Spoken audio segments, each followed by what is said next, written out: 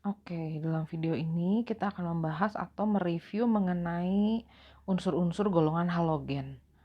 Kalau ada yang masih ingat, unsur golongan halogen ini termasuk unsur golongan 7A. Atau kalau sistem penomoran atau penggolongan yang baru ini disebutnya unsur golongan 17. Nah, unsur golongan halogen ini adalah unsur-unsur yang sangat reaktif. Nah, kata halogennya sendiri ini artinya adalah berasal dari bahasa Yunani. Ini artinya adalah unsur pembentuk garam. Nah, karena senyawa garam yang paling sering kita tahu adalah senyawa garam dapur ya. Garam dapur itu dia terdiri dari Na dan Cl atau natrium klorida NaCl. Nah, karena Cl-nya ini golongan halogen, jadi disebutnya unsur ini adalah unsur pembentuk garam atau namanya unsur halogen. Nah, unsur-unsur golongan 7A ini dia memiliki keistimewaan karena elektron terluarnya itu terdiri ada di subkulit Ns dan Np. Jumlahnya masing-masing 2 dan 5. Nah, dilihat dari konfigurasi elektronnya, kalau kita gambarkan diagram orbitalnya, berarti subkulit terluarnya itu tidak penuh. Nah, elektron yang dalam keadaan seperti ini biasanya bersifat reaktif karena unsur ini akan berusaha mencapai kestabilan. Dia akan menarik elektron. Dia akan menarik satu elektron sehingga cenderung bermuatan -1 supaya konfigurasi elektronnya nanti jadi penuh. Nah, unsur-unsur golongan halogen ini terkenal dengan keelektronegatifan yang tinggi. Nah, kita bahas satu-satu dari sifatnya dulu. Ini sifat unsur fluor, klor, brom, iodin, dan astatin, unsur-unsur golongan 7A. Fluor ini massa atom relatifnya atau AR-nya 17, klor 35,5, dan seterusnya. Makin besar nomor atom, di sini dilihat jari-jarinya juga makin besar. Terus titik leleh dan titik didihnya juga mengikuti. Makin besar nomor atom dan massa atomnya makin besar juga. Nah, kalau keelektronegatifannya kita lihat di sini, makin besar nomor atom, ternyata keelektronegatifannya semakin kecil. Kita perhatikan di sini. Nah, unsur yang paling elektronegatif di situ adalah fluor. Keelektronegatifannya 4 skala Pauling ini. Karena fluor ini adalah unsur yang paling mudah menarik elektron. Nah, wujud di sini adalah wujud pada suhu ruang ya. Fluor ini wujudnya gas, dia biasanya ditemukan dalam bentuk gas F2 molekul diatomik, gas fluorin. Klor juga biasanya ditemukan dalam bentuk gas Cl2. Nah, kalau brom ini biasanya ditemukan dalam bentuk cair. Makanya dia suka dibilangnya air brom, warnanya merah kecoklatan. Coklat sih biasanya disebutnya. Saya kira ini ada hubungannya dengan theobromin. Theobromin itu kan zat yang ada di coklat, di tanaman coklat, warnanya coklat. Nah, warna air brom ini juga coklat, merah kecoklatan. Jadi ada kemiripan dari situ. Nah, kalau iodin atau I2 dalam suhu ruang, dia bentuknya biasanya padat. Tapi padatannya mudah menyublim, mudah menjadi gas. Astatin juga gitu, dalam suhu ruang dia bentuknya padat. Nah, ini adalah warna-warnanya. Kalau kita lihat di sini, makin besar nomor atomnya, warnanya juga makin tua. Fluor ini warnanya kuning muda. Sedangkan klor, klorin, kloros, kloro, zat hijau kan ya. Nah, itu warnanya hijau. Kalau brom dia makin pekat lagi warnanya coklat merah. Kalau iodin dia warnanya ungu. Kalau dia kan dia tadi saya bilang gampang menyublim. Kalau dia berbentuk gas, gasnya nanti warnanya ungu kecoklatan. Nah, kalau astatin ini sifatnya radioaktif. Jadi dia mungkin lifetime-nya nggak selama unsur-unsur yang lainnya. Jadi dia agak sangat reaktif. Jadi biasanya nggak terlalu banyak dibahas juga di sini. Nah, dia wujudnya padat pada suhu ruang. Satu lagi parameter yang akan kita bahas di sini memang nggak ada, nanti akan saya tambahkan datanya, adalah potensial reduksinya atau E0-nya. Nah, E0 unsur-unsur golongan halogen itu ternyata Kalau kita lihat ini dalam satuan volt, potensial reduksinya, fluor itu potensial reduksinya adalah 2,87 volt. Klorin itu 1,36 volt. Bromin itu 1,06 volt. Iodin itu 0,54 volt. Nah, kalau astatin tidak diamati. Kalau kita lihat di sini, jadi kita bisa menyimpulkan makin besar nomor atomnya, potensial reduksinya ternyata di sini makin kecil. Jadi yang paling mudah tereduksi itu adalah fluor. Yang paling sukar tereduksi di antara unsur-unsur golongan halogen adalah iodin di sini, menurut data ini. Nah, untuk unsur-unsur golongan halogen nanti kita akan bahas di sini wujudnya tadi sudah.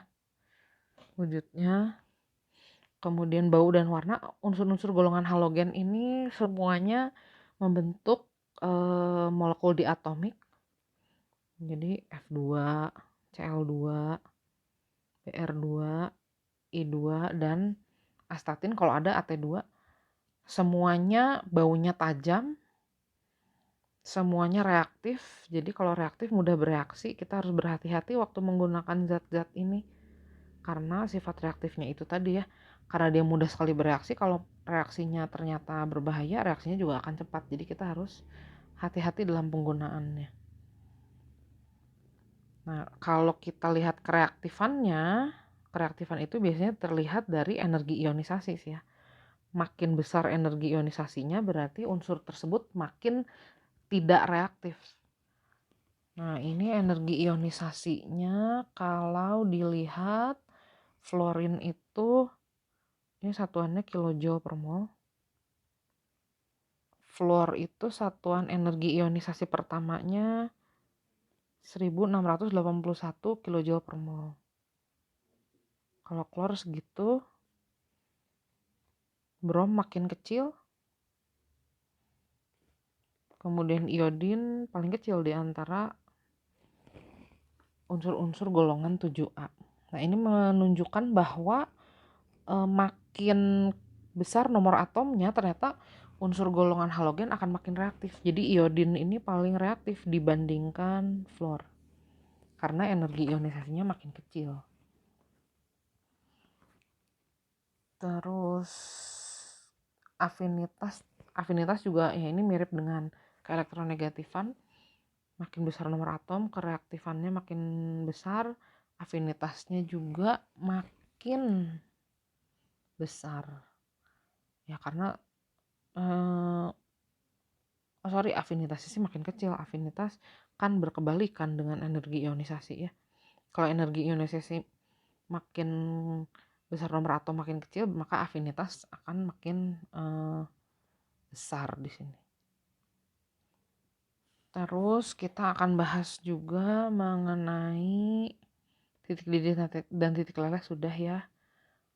Kita akan bahas reaksi-reaksi penting unsur golongan halogen. Unsur golongan halogen ini dengan logam akan membentuk garam halida. Dia akan membentuk garam halida. Garam halida itu berarti senyawa ionik yang terdiri dari logam dan unsur golongan halogen. Nah, di sini halogennya ini akan menyebabkan logam yang bereaksi dengan unsur halogen mencapai bilangan oksidasi tertinggi. Jadi kalau kita punya Mg bereaksi dengan Cl, dia akan menghasilkan MgCl2. Di sini bilox Mg-nya maksimal plus 2. Karena Mg golongan 2A. Nah, kalau dengan Fe bagaimana? Fe itu kan dia punya dua kemungkinan, bilangan oksidasinya bisa plus 2 atau plus 3. Nah, kalau dengan halogen dia akan mencapai bilox tertinggi, jadi plus 3. Nah, tentu ini kalau kita setarakan persamaan reaksinya jadi begini. Kemudian unsur golongan halogen, ini saya kasih contoh lagi, reaksinya Al dengan Cl. Al-nya akan mencapai bilangan oksidasi tertinggi yaitu plus 3. Dia akan membentuk AlCl3, aluminium klorida. Seperti ini. Nah, ini reaksi antara halogen dengan logam. Dia akan membentuk garam halida. ion logamnya mencapai Bilox tertinggi. Nah, kemudian dengan hidrogen, unsur-unsur unsur-unsur halogen juga akan bereaksi. Ini tadi reaksi dengan logam ya.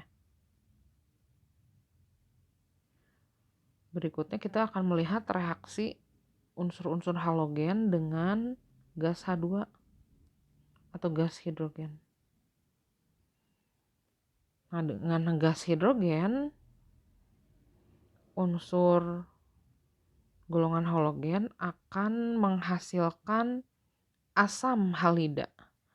Jadi contohnya kalau H2 bereaksi sama F2, dia akan menghasilkan asam fluorida. Kalau gas hidrogen bereaksi dengan gas klorin, nanti akan dihasilkan asam klorida. Jadi dihasilkan selalu asam halida. Hidrogennya akan jadi ion positif karena keelektronegatifannya lebih rendah daripada unsur golongan halogen. Halogennya akan bermuatan negatif karena lebih besar keelektronegatifannya. Kemudian unsur halogen juga bereaksi dengan air.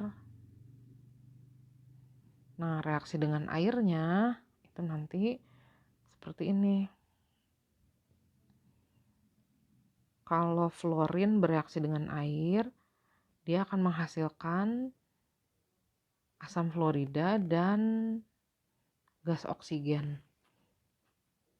Nah, ini kenapa terjadi seperti ini? Karena potensial reduksinya fluorin ini lebih besar. Jadi dia cenderung akan mencapai bilangan oksidasi minimal. Di sini biloxnya kan 0 berubah jadi -1. Nah, gitu. Sedangkan di sini bilangan oksidasi O-nya naik. Ini terjadi karena potensial reduksi F itu lebih rendah. Potensial reduksinya besar banget. Jadi F ini cenderung mengalami reduksi.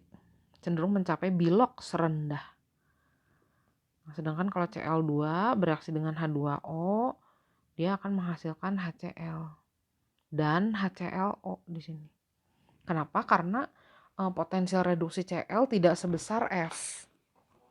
Nah, di sini terjadi reaksi autoredox karena bilangan oksidasi Cl-nya naik dan turun sekaligus. Contoh yang ketiga, kalau Br2 bereaksi dengan H2O. Nah, nanti dia akan menghasilkan HBr dan HBrO. Sama di sini juga terjadi reaksi autoredox atau disproporsionasi karena potensial reduksinya Br tidak sebesar F. Jadi dia masih bisa mengalami oksidasi. Nah, sementara kalau F tidak akan menghasilkan HFO karena F ini potensial reduksinya terlalu besar. Dia tidak bisa mengalami oksidasi. Nah, berikutnya ada juga reaksi antar halogen.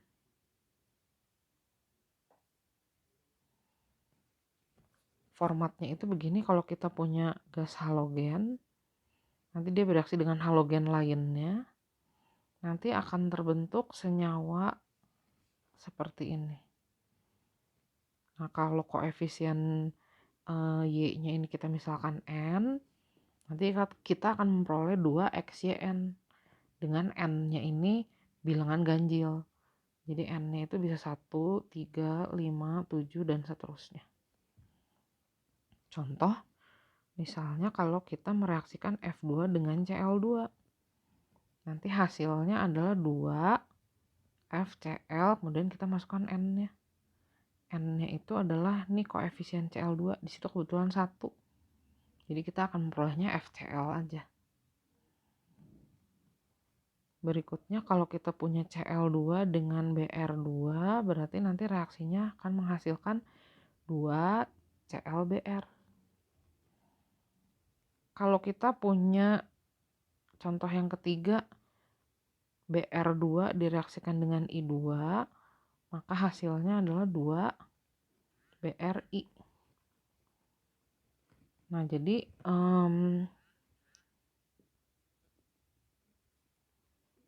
yang dituliskan itu adalah unsur yang lebih dahulu seperti ini. Sebenarnya ada aturan unsur yang lebih elektronegatif harus ditulis duluan sih. Harus ditulis belakangan, jadi harusnya CLF, tapi nggak masalah kalau di sini. Berikutnya, nah ini reaksi yang sangat terkenal nih. Biasanya ini sering ditanyakan di ujian-ujian. Ini adalah reaksi pendesakan antar halogen. Pendesakan itu berarti penggantian posisi. Maksudnya gimana? Seperti ini contohnya. Misalnya kita punya reaksi Cl2 dengan NaBr. Nah, di sini Cl itu nanti akan mendesak Br atau menggantikan posisinya Br. Jadi nanti akan terbentuk NaCl lalu Br-nya menjadi molekul diatomik. Nah, biasanya kita diminta mengidentifikasi apakah reaksi ini bisa terjadi atau enggak. Caranya gimana? Nah, kita tuliskan dulu bilangan oksidasi unsur-unsur yang ada di sini dengan aturan Bilox. Nah, di sini terlihat Cl mengalami reduksi, Br mengalami oksidasi. Nah, reaksi ini akan berlangsung kalau E0 selnya lebih besar dari 0. Ingat pembahasan kita di sel volta. E0 sel itu adalah E0 unsur yang mengalami reduksi, di sini adalah Cl, dikurangi E0 unsur yang mengalami oksidasi, di sini Br yang mengalami oksidasi. Nah, kalau E selnya ini bernilai positif, maka reaksinya berlangsung spontan. Nah, tadi kita tahu E0 sel unsur F, Cl, Br, I, dan At itu makin ke bawah, E0 selnya itu makin berkurang. Nah, kalau kita lihat di sini berarti E0Cl karena posisinya lebih atas daripada Br, lebih kecil nomor atomnya, berarti E0-nya Cl itu lebih besar dari E0-nya Br. Nah, kalau kondisinya seperti ini, pasti N0 sel yang kita punya tadi lebih besar dari 0, maka reaksi ini bisa berlangsung. Gitu cara memprediksinya. Nah, kita lihat contoh berikutnya, nomor 2. Nomor 2 ini reaksinya antara I2 dengan NaBr. Nanti I akan mendesak posisi Br. Salah. Nah, I-nya nanti di sini. Br-nya akan menjadi molekul diatomik. Kita cek dulu bilangan oksidasi masing-masingnya supaya kita tahu mana yang teroksidasi dan mana yang tereduksi. Seperti ini. Nah, kemudian kita prediksi E0 selnya berapa. E0 sel itu kan E0 yang tereduksi, I di sini, dikurangi E0 yang teroksidasi, Br. Nah, mana yang lebih besar? E0I atau E0-nya Br? Potensial reduksi mana yang lebih besar?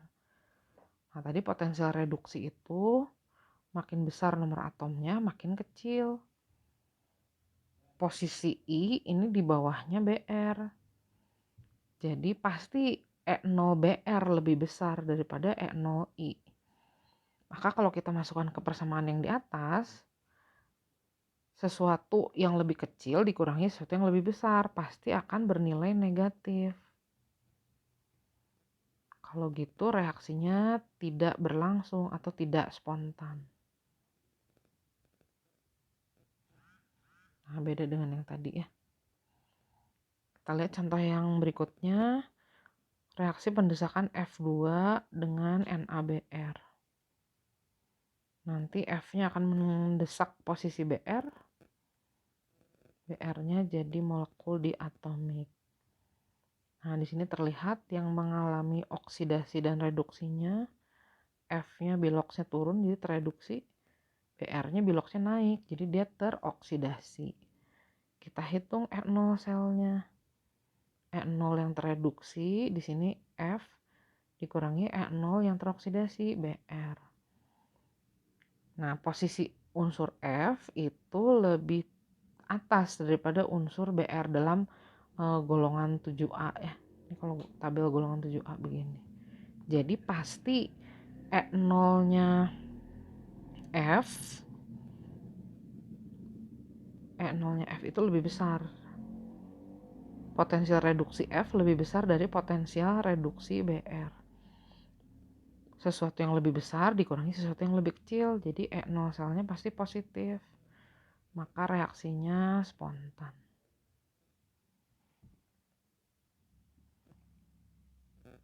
Nah, kemudian nanti ada dibahas juga di ringkasannya mengenai keistimewaan halogen. Halogen ini bersifat oksidator kuat.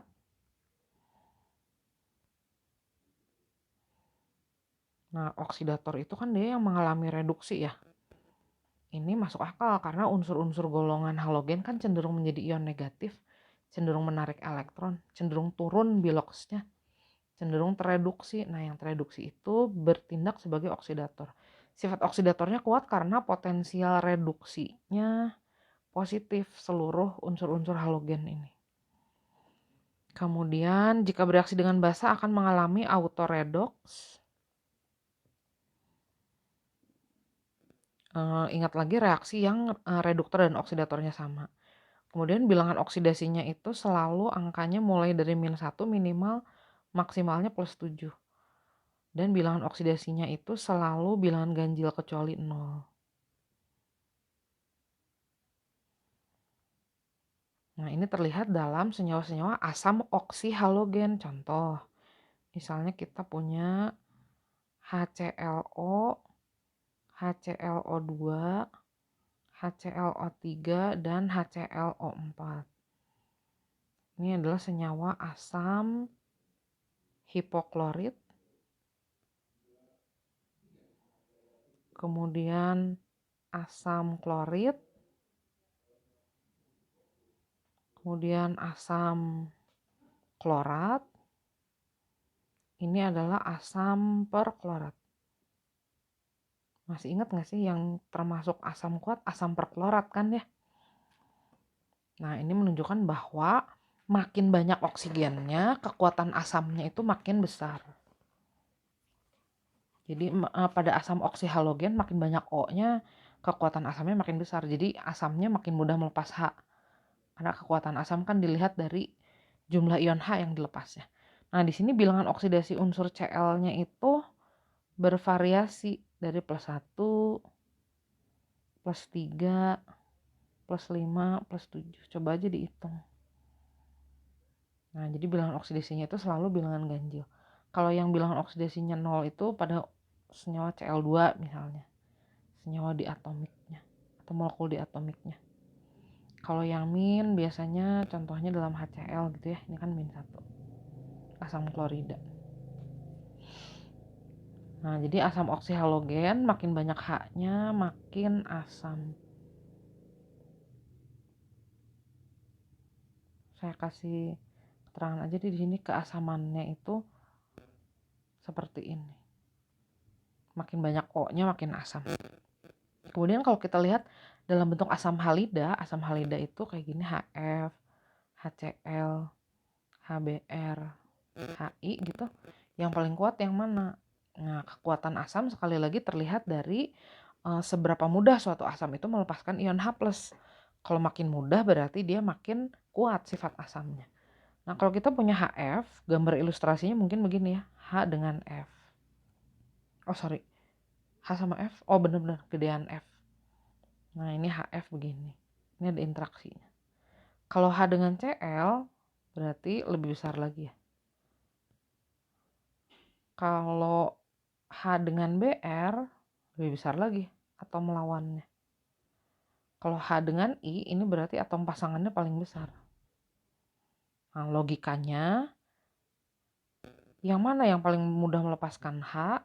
Nah, ini dilihat dari jarak antara atom H dengan atom pasangannya, atom halogennya.